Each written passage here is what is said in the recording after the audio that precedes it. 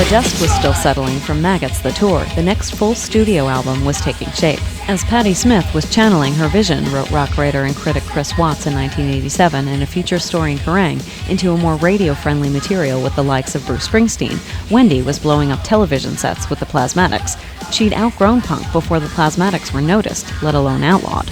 Since those heady days, Wendy O. Williams has become an institution, Watts continued, and she has never stopped campaigning. It is entirely appropriate, he wrote, that Wendy O. Williams should make a thrash rap album called Deffest and Baddest, and it's also appropriate that she should stir reaction once again and stray so far from the beaten track that she's almost washed away. The album, the last of the 7 full studio albums, or 8 counting Coup de Grace, that make up Wendy O's and the Plasmatics' career, was never intended in its original concept to have Wendy's or the Plasmatics' name on it at all. The artist is listed as Ultrafly and the Hometown Girls, an imaginary fictitious group that was part of the concept. The whole album, designed to be fresh and spontaneous as a kind of a blurt, was written in about a week and recorded and mixed in 2. It allowed Wendy to do a few things she'd wanted to do and hadn't done, including bring in a female guitar player to play alongside Wes and use tough female voices with attitude for backup, the guitarist from a Wisconsin all-female hard rock band. Katrina sang backup vocals on the album and on stage along with LaDonna Sullivan, who had traveled with the band for 2 tours selling t-shirts. After Maggots, Profile had agreed to pick up another album for distribution, but balked when the package they were presented with only said Ultrafly and the Hometown Girls, and insisted that Wendy's name was added at the last minute, spoiling what might have been an interesting effect. As soon as Wendy and Rod decided to go ahead with the project, Wes flew into New York City, and he and Rod, with Wendy checking vocal parts, wrote the entire album in less than a week, and then moved out to Broccoli Rob and recorded and mixed it there in less than 10 days. But that was kind of a fun thing to do, and it was a very rhythmic type album. There was no bass player, there was no drummer, we just used a drum machine. We went in, got a turntable, did some scratching. I played rhythm guitar and some lead guitar. We brought in Katrina Astron to play lead guitar in some songs, and she also contributed background vocals. She had been in an all-girl heavy metal band called The Hunted that opened some shows for us on the WOW tour. LaDonna Sullivan also came in and sang backup vocals on the album. So it was kind of a female chorus with Wendy doing the raps over a hard guitar beat. With Wes Beach, wrote Watts, drilling his guitar across Wendy's gruff, raw vocals like a crazed dentist, Deffest and Baddest is erotic agony. The album is filled with archetypal Wendy O. Plasmatics themes, of which what Watts called the demented thrash rap song lies. Following the report that $4 billion was missing from the government fund slated to continue the financing of the so-called Wars for Freedom around the world, is a centerpiece dealing with lies through the media, by corporations, cosmetic companies, and government. This fantasy world that the media creates, Wendy told Watts, that is getting bigger, more dangerous, and more sophisticated all the time, is the real enemy. People don't realize how much bullshit is around them, and unfortunately, the obvious, which I've been saying for years, is true. Namely, the brainwashed do not know they are brainwashed. There's an anti-jock song, themes of environmental destruction, and much more. The review for Kerrang had been assigned to Crusher, and the caption was, Wendy O. Williams, off her metal trolley? And began, My name is Crusher, I don't wear blusher, lugs up to what I say, I will not settle for naught but metal, total death, immense decay. So Wendy's crossed the metal rap border, and a lot of you kids think she's well out of order, 'cause rap is crap, but lugs up sinner, that's just not true. You know what I'm trying to say.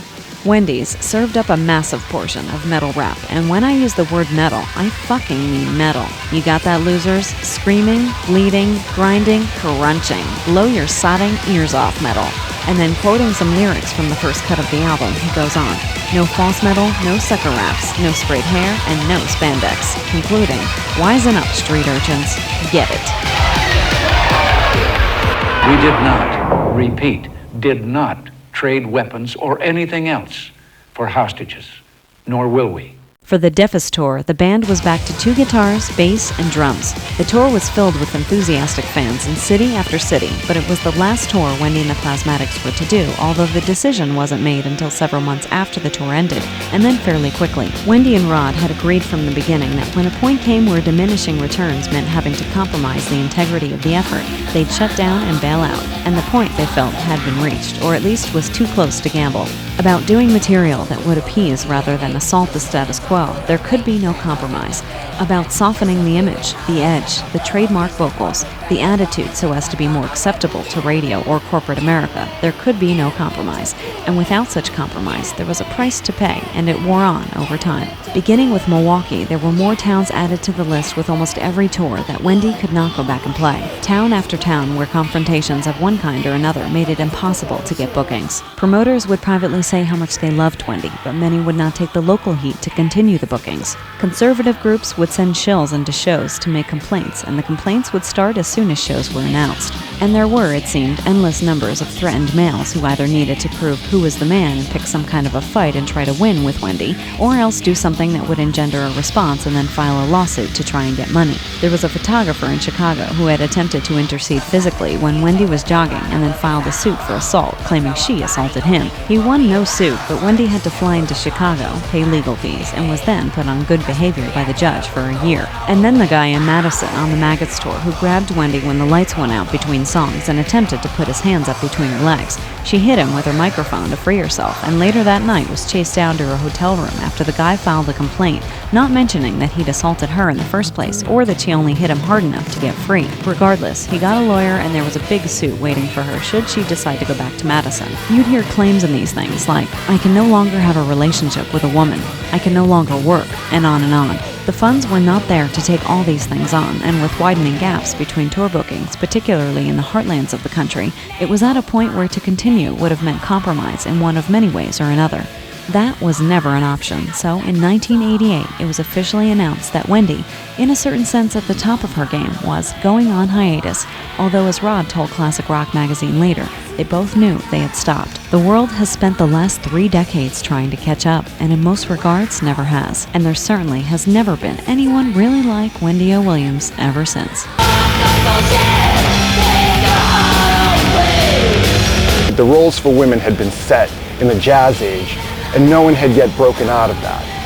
Wendy completely demolished them. All the albums that Wendy has been involved in were absolutely, superb marks in the history of rock, metal, again, whatever you want to call it. Wendy was the patron saint of the riot grrrl movement. That archetype of the punk rock wild woman comes directly from Wendy. Every major female performer in the rock and metal sphere over the last 15 years has carried a little bit of Wendy's philosophy within them. Wendy wasn't fake. She didn't put on no airs. What you saw was Wendy. I tell you one time that I do remember was going to dinner with Wendy and Rod. We had a fantastic meal, and I can remember Malcolm, it was also with my friend Malcolm Doe, and Malcolm and Rod started having this conversation about biochemistry, and I kind of tried to keep up, and then I just turned to her and said, "Do you know what they're talking about?" And she said, "Actually, Crusher, I do," and began to explain it to me in layman terms. And I mean, it very, very intelligent woman, very intelligent woman. The things that she sang about the status quo, government, the whole nine, Big Brother, was more real, more down to earth things that people probably didn't want to hear, but it was a truth. But later on, you had a lot of people who was trying to, really imitate it, But they didn't want to take the other 9 yards. They didn't have the components to do what she did.